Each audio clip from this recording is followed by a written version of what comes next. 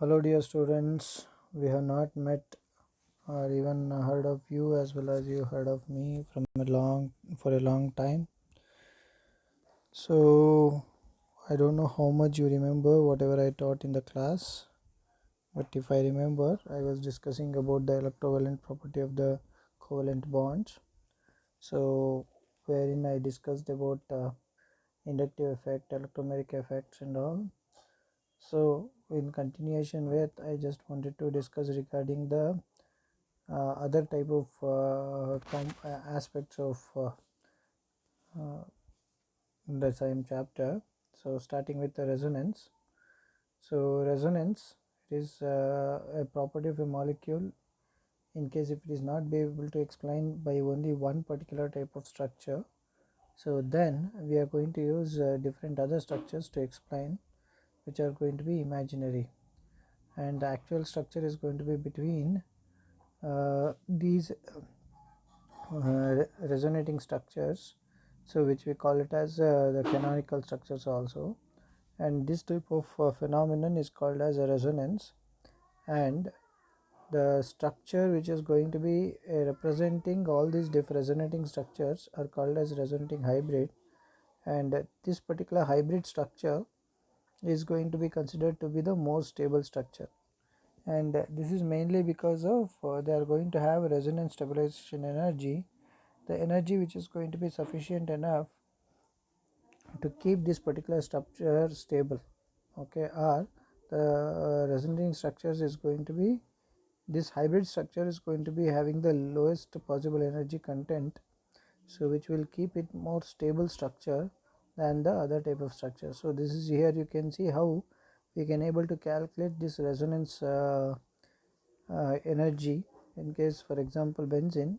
So it comes out as resonance energy is equal to calculated value minus experimental value, so which we can come across with approximately 36 kilocalories in case of benzene structure. And in case if a molecule need to be getting into the resonation or a resonating structure if we want to write, then there are certain conditions for it. The first condition is going to be the arrangement of the structure is going to be like have the same arrangement of the atomic nuclei, or in other words I can say the position of the atoms within the structure remains to be same, only there will be difference with respect to the electrons, the with respect to the bondings only. Okay, and here the number of electrons also remains to be same in all the resonating structure, including paired unpaired electrons, which you can see in this particular structure.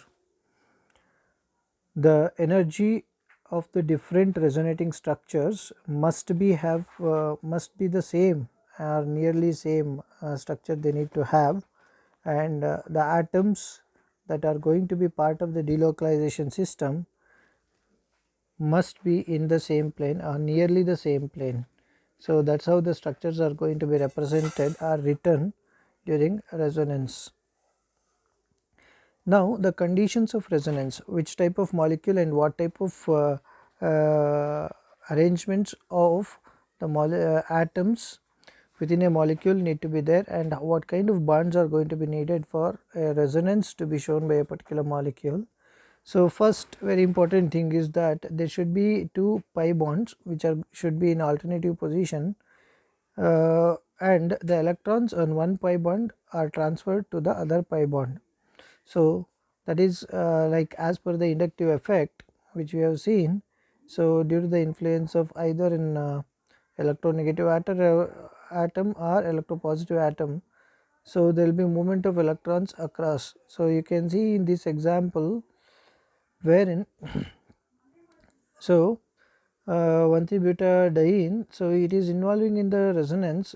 You can expect the formation of a carbocation carbonanion, which can be of either it's going to be present on either end of the molecule, shows the resonance.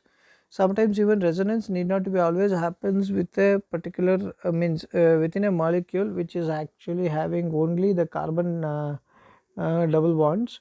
It can also happen with the hetero atoms also, like oxygen or carbonyl oxygen, or the carboxylic oxygen with another double bond when they are in alternative position, there also we can see there is going to be a movement of electrons between the pi bonds.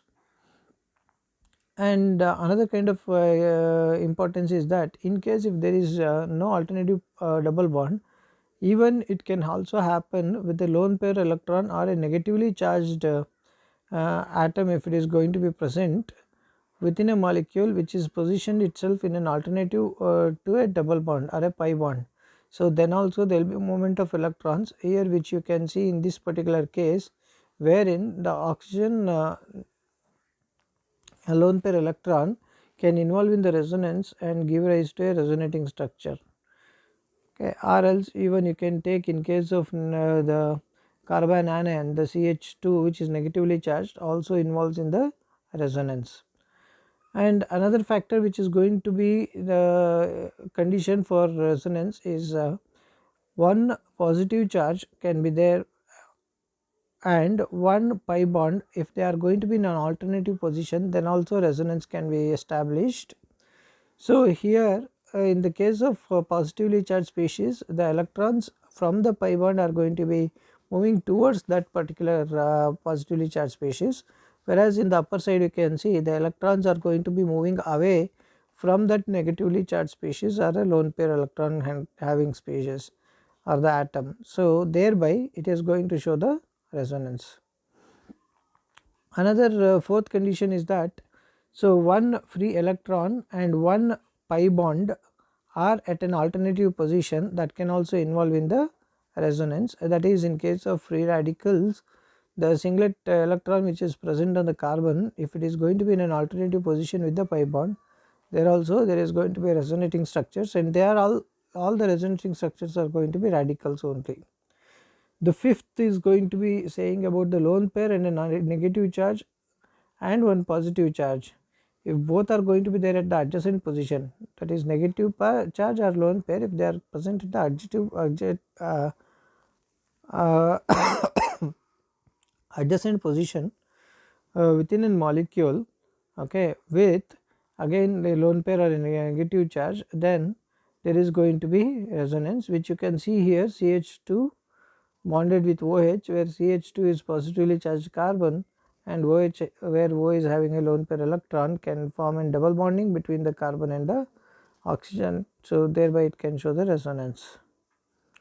So these are the conditions of resonance. If you come to the characteristics of resonance, the electrons in the resonating structures are transferred, but atoms positions remains to be same, and the number of electrons of unpaired and paired, they are all going to be same in the resonating structures, and the energy of the resonating structure is almost nearly the same, and this particular effect is a permanent effect, and resonating structures or canonical structures, they are they must conform to the Lewis structures. So this is all about resonance, how it is, and resonating structures are going to be present. Then if you come to the next type of effect, that is resonance effect or mesomeric effect, we call it as.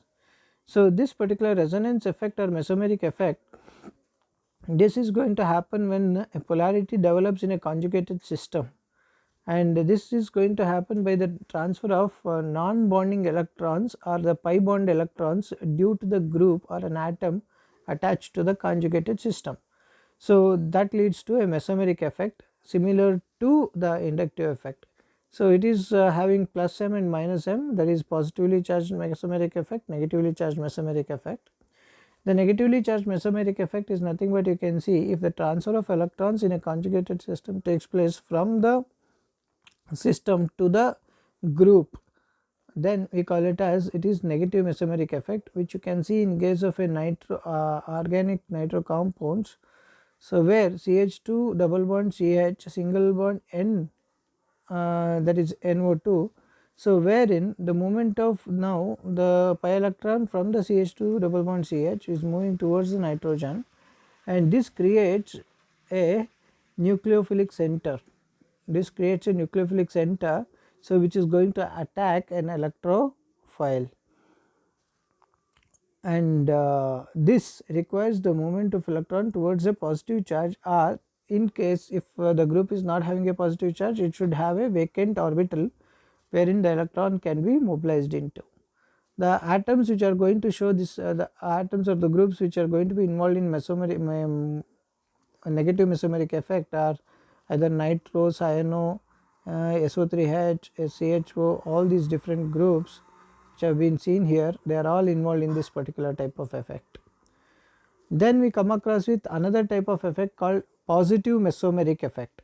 So what this positive mesomeric effect is that, so in this type of effect, so in negative it is the movement of the electrons from conjugated system to the group, but here from the group the electrons are going to be moved into the conjugated system. So that is negative mesomeric, positive mesomeric effect. So which we generally see in case of organic amino amines we come across with, because the nitrogen which is present within the amine group is going to have a lone pair electron on it, and this electron can be easily mobilized into the conjugated system. So which you can see there in the slide. So this movement of electron into the system creates number of carbon anion, carbon anion and the positive charge on at the same molecule, leading to an what you call this electrically neutral molecule, but whereas the structurally it is going to be showing a variation. So because of the positive mesomeric effect, it requires either a lone pair electron, or there should be a negatively charged group which can involve in the transfer of electron. The plus m effect, due to the plus m effect, what happens is that there will be creation of a positively charged center or a negatively charged center. Generally this results in make the conjugative system will become more reactive towards the electrophile, or it going to be becomes less reactive towards nucleophile. So you can see here these are the number of different groups, either ether oxonium group, or NH2, or even the secondary amine, tertiary amine, primary amines, or in when alcoholic, all these are going to be involved in this type of reactions. So that is mesomeric effect. Now the next type of effect, or next type of changes which we are going to see in a molecule due to the movement of electrons inside the, or rearrangement of electrons or delocalization of electrons within a particular molecule, is hyperconjugation effect, or some people also call it as H effect. So this particular hyperconjugation is going to be seen wherein the delocalization or movement of electron takes place from an alpha carbon hydrogen bond, that is sigma bond of alpha carbon hydrogen bond, towards the pi bond, or a positively charged or a free radical within a particular molecule, is going to lead to H effect. So if you see the conditions of H effect, for the H effect, so very important condition is that one of that particular carbon means there should be one CH sigma bond and a positive charge species at an alternative position, then only the movement of electron can take place from that sigma CH bond to that particular towards the positive charge species. So which can establish the hyperconjugation effect.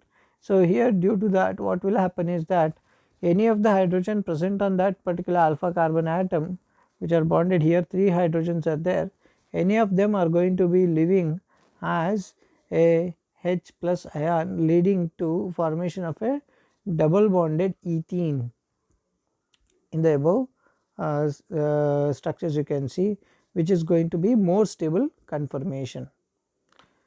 And second condition is that the carbon which is attached to the sp2 hybridized carbon is called as the alpha carbon atom, and here the hydrogen which is attached to the alpha carbon atom is called as alpha hydrogen.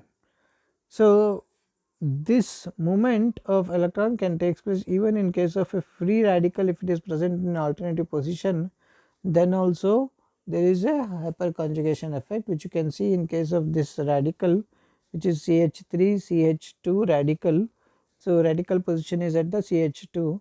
So then because of that single electron, so the hydrogen on the CH3, the alpha hydrogen, any of the alpha hydrogen can get can leave the molecule, leaving the formation of CH2 double bond CH2 as a product, and forms an H dot, that is the radical. If there is one alpha, and third condition is if there is one alpha hydrogen bond and pi bond that are alternative in position, then also there will be an H effect. So wherein the electrons are going to get mobilized from the pi bond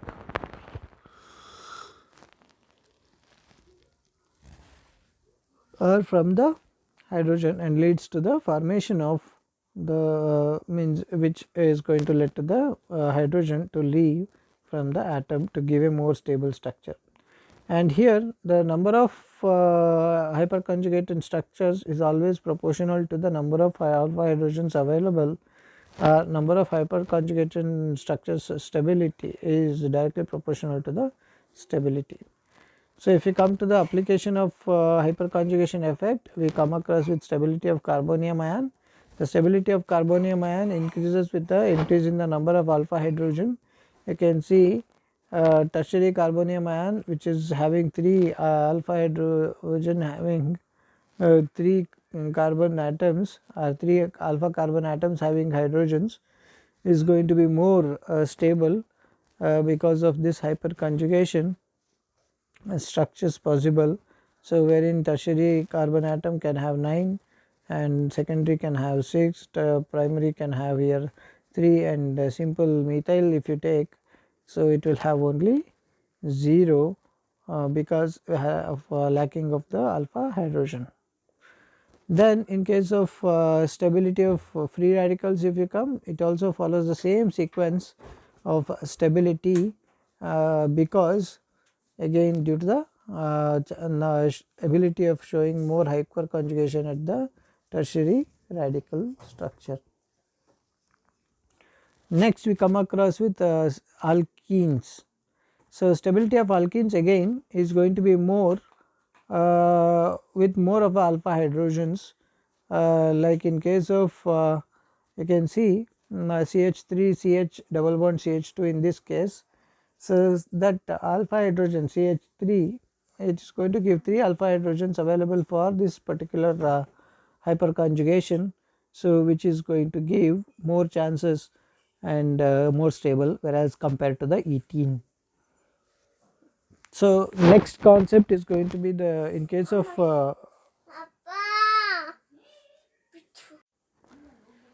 sorry for the disturbance guys.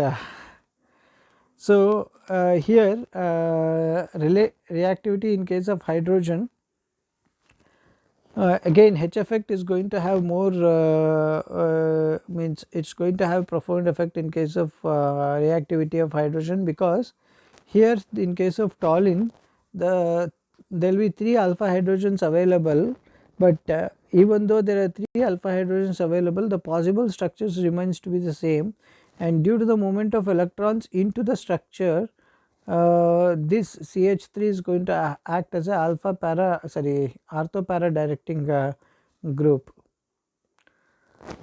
So this is about hyperconjugation and how hyperconjugation is going to be playing an important role in the reactivity and stability of the carbon compounds.